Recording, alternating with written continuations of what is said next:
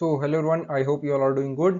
So this is the news for 29th of September of 2021. बहुत ही easy language में मैं आपको सब कुछ समझाने वाला हूँ।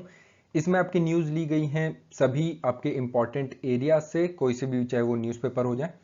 कंप्लीट कवरेज किया जाएगा, बहुत अच्छे से हम कवर करने वाले हैं हर एक न्यूज़ को। तो चलिए स्टार्ट करते हैं विद आवर फर्स्ट न्यूज़।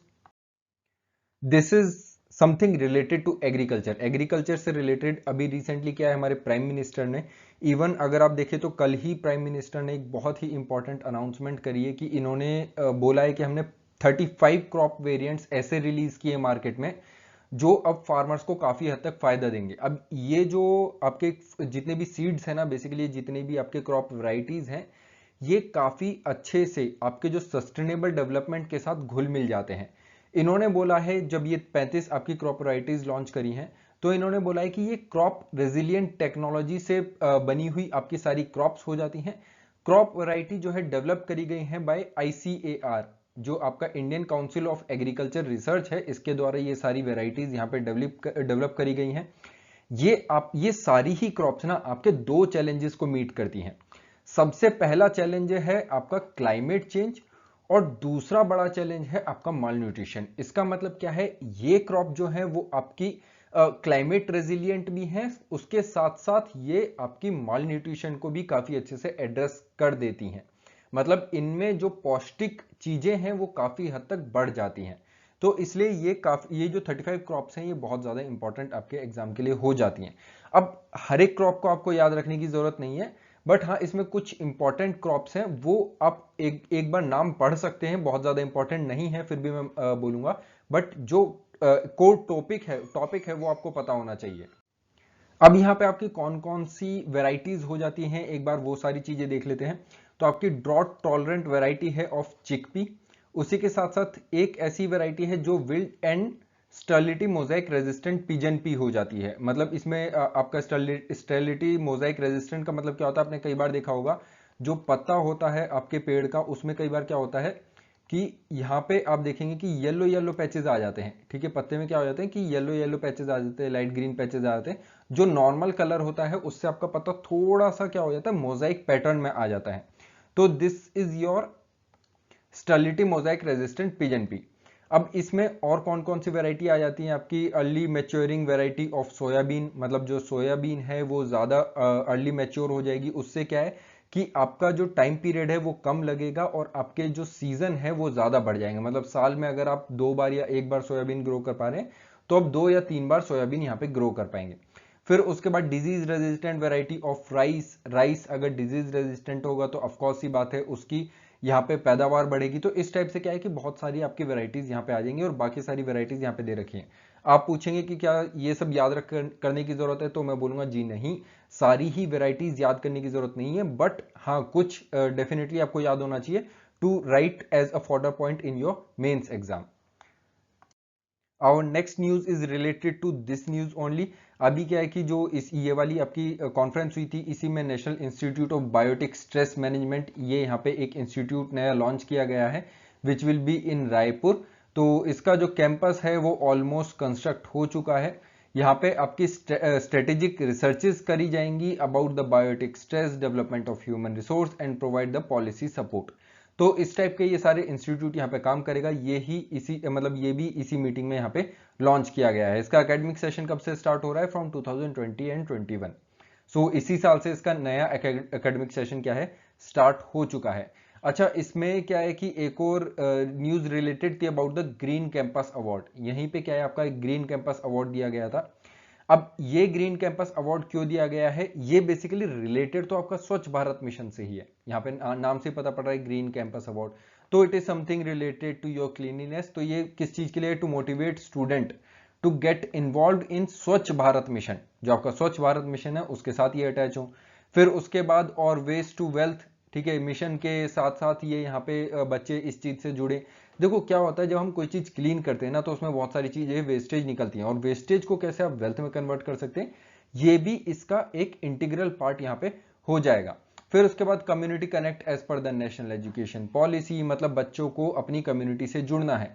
मतलब कॉलेज हैं, जो आपके कोई भी इंस्टीट्यूशंस हैं, वो क्या है, अपनी सराउंडिंग्स, अपने आसपास के एरिया से जुड़ेंगे, ताकि वो कम्युनिटी की हेल्प कर सकें, मतलब कम्युनिटी की जो बेसिक नीड्स हैं उनको वहां पे फुलफिल कर सकें।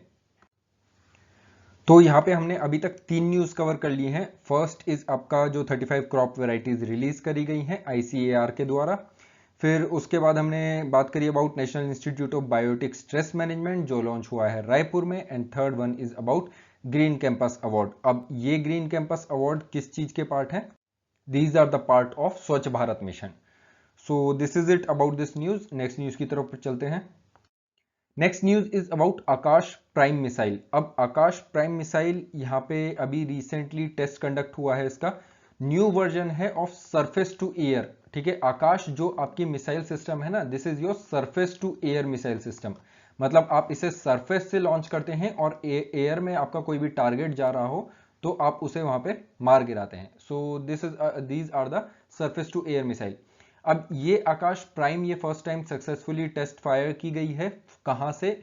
ये टेस्ट फायर की गई है फ्रॉम चांदीपुर ओडिशा से।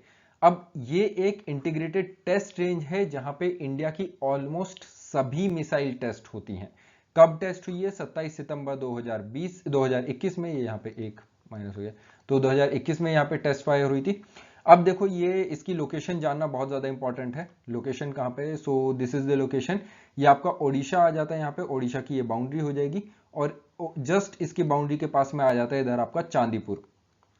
तो ये हो जाएगा आपका चांदीपुर। चांदीपुर ओडिशा में आ जाएगा। This is the place. फिर उसके बाद अगर आप इसकी बात करें तो missile intercept and destroyed and unmanned aerial target, जो आपका मिमिक कर रहा था एनिमी एयरक्राफ्ट को। मतलब एक आपका अनमैन्ड एयर टारगेट को इसने यहाँ पे टारगेट किया था। अब इस जो आपका ये आकाश सिस्टम हो जाता है, इसको अगर हम आकाश प्राइम से कंपेयर करें तो इसमें एक बहुत इंपॉर्टेंट फर्क जो है वो है इंडिजिनस एक्टिव रेडियो फ्रीक्वेंसी का। सीकर फॉर इंप्रूव एक्यूरेसी, मतलब इसमें जो आपका रेडियो फ्रीक्वेंसी सीकर लगा है ना, वो इंडिजिनस है और वो इस चीज की एक्यूरेसी को काफी ज्यादा इंप्रूव कर देता है। तो ये बहुत इंपॉर्टेंट चीज हो जाती है यहाँ पे इंडिजिनाइजेशन के लिए और आत्मनिर्भर के लिए। आत्मनिर्भर के बारे में और भी हम आगे पढ़ेंगे। और एक और जो इसमें सबसे इंपॉर्टेंट चीज निकल के सामने आई है दैट इज कि ये आपके लो टेम्परेचर पे भी काफी अच्छे से वर्क कर सकता है। मतलब जो हमारे हाई एल्टीट्यूड एरियाज हैं, जैसे कि आपके लद्दाख रीजन हो गया, जैसे कि आपका हिमाचल प्रदेश हो गया, उत्तराखंड हो गया, तो यहाँ पे क्या है, यहाँ पे भी ये बहुत अच्छे से वर्क कर पाएगा। सो this is about the Akash prime missile. Next है अबाउट द फॉरेन ट्रेड। अभी क्या है, रिसेंटली जो आपके कॉमर्स एंड इंडस्ट्री मिनिस्टर हैं पीयूष गोयल जी, इन्होंने अपना एक रिपोर्ट दी है about the foreign trade policy. और इन्होंने ये बोला है कि फॉरेन ट्रेड पॉलिसी अब एक्सटेंड रहेगी टिल मार्च 31 ऑफ 2022। मतलब अगले साल मार्च तक ये यहाँ पे कंटिन्यू रहेगी।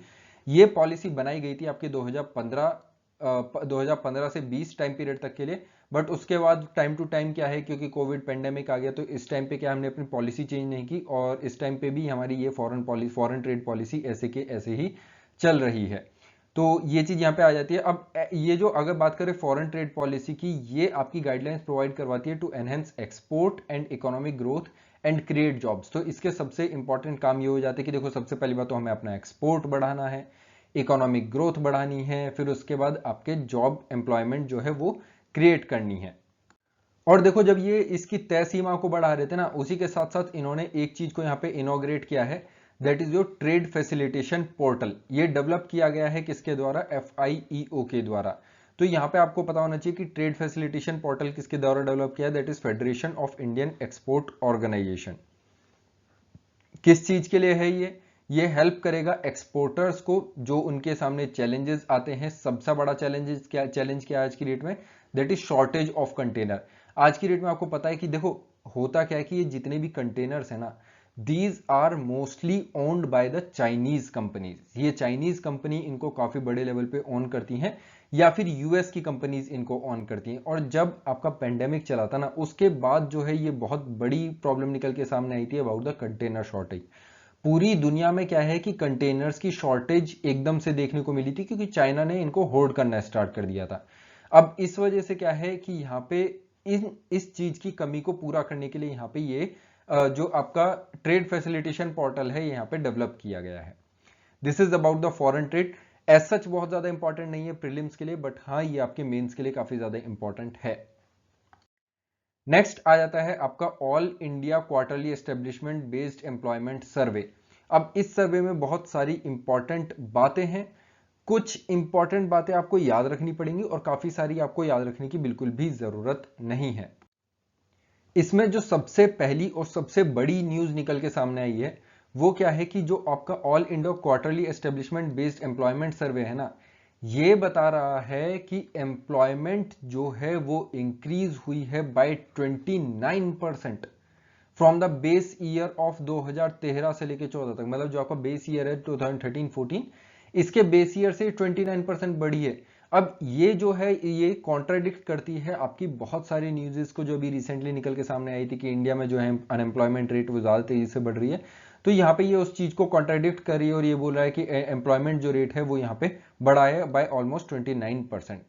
तो ये यहाँ पे आप देखें in the first quarter of fiscal year of April से लेके जून तक का from in 2021 27% of establishment served reported pandemic related retrenchment. अब ये बोल रहे हैं लगभग 27% जो एस्टेब्लिशमेंट है उन्होंने पेंडेमिक के दौरान लोगों को जो निकाला गया है वो रिपोर्ट कर रहे हैं, बट स्टिल 29% यहाँ पे एम्प्लॉयमेंट इंक्रीज हुई है। अब इस चीज के लिए इन्होंने 10,000 फॉर्म्स को लगभग यहाँ पे क्या है सर्वे किया था। इसमें सबसे पहले आप देखें तो जो सबसे ज्यादा ग्रोथ देखने को मिली है दैट इज इन, आप इधर देख सकते हैं आईटी एंड बीपीओ सेक्टर। ये सभी को पता है इस दौरान आपका आईटी और बीपीओ सेक्टर बहुत ज्यादा तेजी से ग्रो हुआ है। तो ऑलमोस्ट 152% का यहाँ पे हमें ग्रोथ देखने को मिला है। उसके बाद हेल्थ सेक्टर में 77% ग्रोथ देखने को मिला है, ट्रांसपोर्ट सेक्टर में 68%, फाइनेंशियल सर्विसेज में 48%। तो देखो हेल्थ का तो आप अनुमान लगा सकते हैं क्योंकि लोगों की जो है मतलब हॉस्पिटल ने बहुत अच्छे से पैसा कमाया है पेंडेमिक के दौरान, तो इनका ग्रोथ भी जो है काफी ज्यादा हुआ है। कंस्ट्रक्शन में 42% का ग्रोथ हुआ है, एजुकेशन में 39% और मैन्युफैक्चरिंग में 22%। तो ये वो एरियाज हैं जहां पे आपका ग्रोथ देखने को मिला है। बट ऐसे ही कुछ एरियाज हैं जहां पे एम्प्लॉयमेंट का डिक्लाइन भी देखने को मिला है, जैसे कि सबसे पहला हो जाएगा ट्रेड। ऑफकोर्स सी बात है 2019-20 के दौरान या फिर 2020-21 के दौरान अगर आप देखें तो ट्रेड काफी तेजी से रिड्यूस हुआ है, लोगों ने ट्रेडिंग करनी बंद कर दी थी, लोग खरीद नहीं रहे थे, लोग सेविंग्स की तरफ बढ़ गए थे। तो इस टाइप से यहाँ पे क्या है ट्रेड की जो हमें यहाँ पे क्या है ट्रेड में माइनस हमें देखने को मिला है या फिर डिक्लाइन देखने को मिला है। अकोमोडेशन एंड रेस्टोरेंट्स में 13% डिक्लाइन देखने को मिला है। ऑफकोर्स सी बात है रेस्टोरेंट बंद थे, अकोमोडेशन मतलब होटल्स वगैरह जो आपका हॉस्पिटैलिटी सेक्टर है वो बंद था। तो इस टाइप से आपका यहाँ पे ये चीजें देखने को मिले। और उसके बाद female worker showed a decline 2, मतलब इसमें लगभग 31% फीमेल वर्कर्स का यहाँ पे डिक्लाइन। पहले ही बहुत ज्यादा फीमेल वर्कर्स कम थी, अब और भी ज्यादा कम हो गई है। तो अब इधर आप देख सकते हैं 29% फीमेल वर्कर्स यहाँ पे हो जाती हैं। नेक्स्ट न्यूज आ जाती है right to government aid is not a fundamental right. अभी रिसेंटली सुप्रीम कोर्ट ने ये बोला है कि जो गवर्नमेंट एड दी जाती है वो आपका फंडामेंटल राइट नहीं है। अब इसमें देखो हुआ क्या था, अभी रिसेंटली सुप्रीम कोर्ट ने ये बोला है, मतलब एक क्या हुआ था कि उत्तर प्रदेश में एक इंस्टीट्यूशन ने जो है यहाँ पे आपकी फाइल करी थी एक अपील, जिसमें इन्होंने ये बोला था कि जो गवर्नमेंट एड दे रही है वो ऐसे अचानक से बंद नहीं कर सकती है, या फिर गवर्नमेंट जो एड दे रही है वो हमारा फंडामेंटल राइट है। तो उसमें सुप्रीम कोर्ट ने ये बोला कि देखो ऐसा कुछ नहीं है, ये आपका फंडामेंटल राइट नहीं है, आप इसको मैटर ऑफ राइट की तरह ट्रीट नहीं कर सकते। हाँ, आपको ये प्रोटेक्शन दी गई है आर्टिकल 32 में of Indian constitution to minority institution, but ये एनीहाउ ये आपका फंडामेंटल राइट यहाँ पे नहीं होगा। अब इसमें देखो क्योंकि सुप्रीम कोर्ट ये देखता है कि क्योंकि ये डिसाइड किया गया था कि एड दी जाएगी बाय द गवर्नमेंट, यहाँ पे कोई आपकी कंडीशन नहीं थी, कोई यहाँ पे एज अ राइट नहीं दिया गया था, ये गवर्नमेंट की तरफ से एक इनिशिएटिव था एड देने का। अब गवर्नमेंट ने बंद कर दिया, उनकी मर्जी, ठीक है, गवर्नमेंट की पॉलिसीज हैं, ये इंस्टीट्यूशन के हाथ में whether they want to accept that aid और नॉट। अगर वो एड एक्सेप्ट करते हैं तो वेल एंड गुड है, अगर नहीं करते हैं तो definitely they can go at their own way. तो इस टाइप से यहाँ पे बोला गया है। तो right to government aid is not a fundamental right, ये आपके लिए इंपॉर्टेंट यहाँ पे है। क्वेश्चन आपसे सीधे सीधे देखो इस चीज पे यही पूछा जा सकता है कि जो आपके माइनॉरिटी इंस्टीट्यूशंस हैं उनको जो एड मिल रहा है from the government that is there fundamental right, तो वो चीज वहां पे गलत हो जाएगा। इसी टाइप से आपके क्वेश्चन यहाँ पे पूछे जा सकते हैं। Next news about the national cadet corps. तो अभी क्या है कि लेफ्टिनेंट जनरल गुरबीर पाल सिंह को यहाँ पे अभी 34th डीजी बनाया गया है, किसका, एनसीसी का। तो अभी ये यहाँ पे सितंबर 27 की न्यूज है। और एनसीसी की अगर हम बात करें तो ये एक ट्राई सर्विस ऑर्गेनाइजेशन है जो 1948 में स्टार्ट हुई थी। ट्राई सर्विस मतलब आर्मी, नेवी, एयरफोर्स, यहाँ पे तीनों की ट्रेनिंग मिलती है स्टूडेंट्स को एट वेरी प्रिलिमिनरी लेवल। अब यहाँ पे क्या है कि स्टूडेंट्स को ना बेसिकली उनके बहुत ही यूथ स्टेज में डिसिप्लिन में लाया जाता है और उनके अंदर पैट्रियोटिक सिटीजन की भावना जगाई जाती है। अब इनको बेसिक मिलिट्री ट्रेनिंग दी जाती है। और यहाँ पे ना जब ओरिजिनल सिलेक्शन होता है आर्मी, नेवी या फिर एयरफोर्स में, तो जो बच्चे ऑलरेडी एनसीसी में पार्टिसिपेट कर चुके हैं या फिर उनके पास एनसीसी के सर्टिफिकेट हैं, तो उनको यहाँ पे प्रेफरेंस दी जाती है अगर वो मिलिट्री सर्विसेज या फिर किसी भी टाइप की सर्विसेज को ज्वाइन करना चाहते हैं। तो मेन न्यूज क्या है? मेन न्यूज यही है, गुरबीर पाल सिंह जी जो लेफ्टिनेंट जनरल हैं उनको डीजी बनाया गया है एनसीसी का। So this will be the thing. अब एनसीसी की बात करें तो ये बहुत इंपॉर्टेंट फैक्ट है यहाँ पे, डिफेंस मिनिस्ट्री के अंदर एनसीसी मतलब डिफेंस मिनिस्ट्री डील करती है एनसीसी के साथ जब हम बात करते हैं नेशनल लेवल पे, और वहीं पे जो आपकी एजुकेशन मिनिस्ट्री वो डील करती है एनसीसी के साथ जब हम बात करते हैं स्टेट लेवल पे।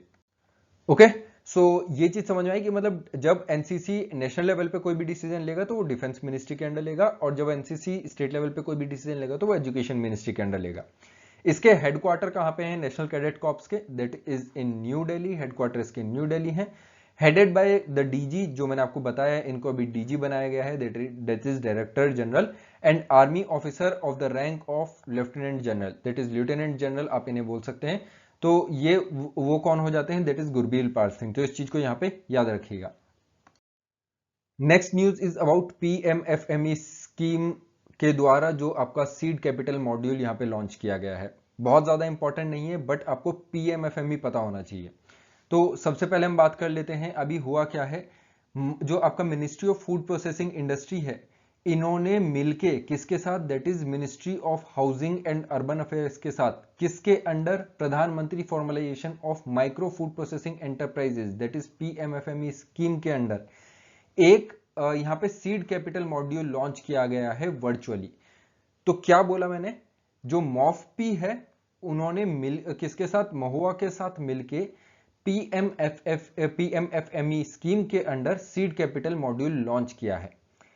सिंपल भाषा में मैं आपको बताऊं तो सीड कैपिटल क्या होता है, सीड का मतलब क्या होता है, एकदम इनिशियल स्टेजेस में, कैपिटल का मतलब पैसा और मॉड्यूल का मतलब एक यहां पे खाका तैयार किया गया है।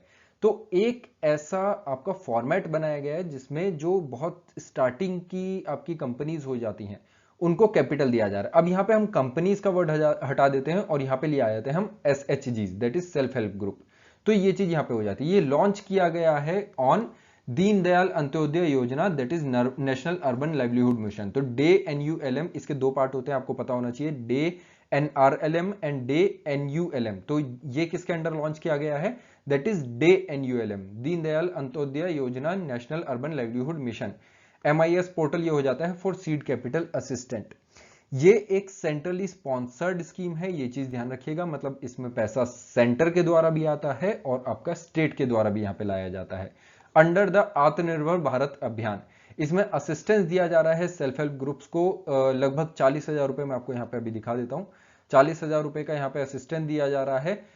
Those SHGs which are working under the food processing sector, मतलब ऐसी SHGs जो आपके फूड प्रोसेसिंग सेक्टर में वर्क कर रही हैं, उनको यहां पे स्टार्टिंग के टाइम पीरियड में 40,000 रुपए की मदद दी जाएगी। तो इधर आप इस स्कीम के बारे में बाकी अगर कुछ जानना है तो आप पढ़ सकते हैं, एज सच इंपॉर्टेंट नहीं है। पहला पैराग्राफ और दूसरा paragraph that is far more than enough, और थर्ड पैराग्राफ में सेंट्रली स्पॉन्सर्ड स्कीम यहां पे हो जाएगी। इससे ज्यादा कुछ भी आपको यहां पे जानने की जरूरत नहीं है। नेक्स्ट और last news is about the Satat sustainable alternative towards affordable transport scheme. ये है थोड़ी पुरानी स्कीम है बट ऑफकोर्स ही बात है, पुरानी भली से है, इसमें क्या है आपके मॉडिफिकेशंस होते रहते हैं। ये एक इनिशिएटिव है किसका, ministry of petroleum and natural gas का। इंद्रप्रस्थ गैस लिमिटेड ने अभी क्या है MOU साइन किया है किसके पास, किसके साथ, SDMC के साथ, that is south Delhi municipal corporation. अब इसमें हो क्या रहा है कि ये जो आपका IGL है ये यहाँ पे एक प्लांट एस्टेब्लिश कर रहा है, that is waste to energy, एक प्लांट है उसको एस्टेब्लिश कर रहा है to convert municipal solid waste, जो आपका मतलब हर रोज का कूड़ा कलेक्ट होता है ना, उस सॉलिड वेस्ट को ये कन्वर्ट करना चाहते हैं किसमें, दैट इज कॉम्प्रेस्ड बायोगैस में। अब ये कॉम्प्रेस्ड बायोगैस जो है ये आपकी किस चीज में यूज होगी, ये इन कार्स वगैरह में जो आपके ऑटोज होते हैं उनमें एज अ फ्यूल यहाँ पे यूज होगी। ये जो MOU साइन हुआ है ना, ये जो एग्रीमेंट साइन हुआ है, ये हुआ है आपके सतत इनिशिएटिव के अंडर, एक्सटेंशन ऑफ सतत इनिशिएटिव यहाँ पे हो जाएगा। सतत इनिशिएटिव क्या है, that is sustainable alternative towards affordable transportation scheme. इसमें इनका मेन मकसद क्या है, इनका मेन मकसद है that is setting up of 5000 CBGs, that is compressed biogas, जो आपके प्लांट्स हैं उनको एस्टेब्लिश करना है बाय 2023 टू 2024। और इसमें इनका मेन टारगेट क्या रहेगा कि ये जो आपके 5000 CBGs है ना, that is compressed biogas plants, इनके थ्रू ये हर साल कितना प्रोडक्शन करे, that is 15 million metric ton per annum. ये कितना हो जाएगा, million metric ton per annum. तो 15 million metric ton per annum ये यहां पे आपका क्या प्रोड्यूस करेंगे, दैट इज कंप्रेस्ड बायोगैस। और इससे फायदा क्या होगा, इससे फायदा ये होगा, देखो एक तो वेस्ट हमारा जो है कम होगा, वेस्ट को हम यूटिलाइज कर पाएंगे, जो हमारी डंपिंग की प्रॉब्लम है वो सॉर्ट आउट होगी, एम्प्लॉयमेंट अपॉर्चुनिटीज बढ़ेंगी। अब इतने सारे लोग, जब हम इतने सारी टेक्निकल प्लांट्स लगाएंगे तो उनको चलाने के लिए हमें लोगों की जरूरत है। मतलब अगर आप ये मान के चलिए एक कॉम्प्रेस बायोगैस प्लांट में अगर आप 20, 30, 40 लोग भी रखते हैं तो सोचिए कितना ज्यादा यहाँ पे क्या है कि आपका एम्प्लॉयमेंट बढ़ेगा। फिर उसके बाद फार्म इनकम जो है वो भी इंक्रीज होगी। अब आप बोलेंगे कि यहाँ पे फार्म इनकम कैसे इंक्रीज हो सकती है, तो देखो कई बार क्या होता है, फार्मर्स जो होते हैं ना, जब वो कुछ प्रोड्यूस करते हैं तो उसका उनको प्राइस रियलाइजेशन नहीं होता है, मतलब कि उनको उतना पैसा नहीं मिलता है जितना वो सोच रहे थे। तो उस टाइम पीरियड पे वो अपना जो सामान है ना, वो इन CBGs को सेल आउट कर सकते हैं, जो भी उनके मतलब जो भी उनका प्रोड्यूस है वो उसको इन CBGs को सेल आउट कर सकते हैं और वहां से भी अपना थोड़ा बहुत पैसा कमा सकते हैं। सो दिस इज अबाउट द सतत इनिशिएटिव, जिसको अभी यहाँ पे मतलब MOU साइन किया गया है IGL के द्वारा with SDMC, that is south Delhi municipal corporation. So this is about the news. I hope ये लेक्चर्स आपको पसंद आए हों। अगर आपको पसंद आए हैं then do subscribe the channel, please press the bell icon और डू लाइक द वीडियो, ताकि आपको यहाँ पे क्या है क्लासेस के नोटिफिकेशन साथ के साथ मिलते रहें जब भी मैं क्लासेस अपलोड करता हूँ। और आप हमारे बाकी सोशल नेटवर्क से भी जुड़ सकते हैं।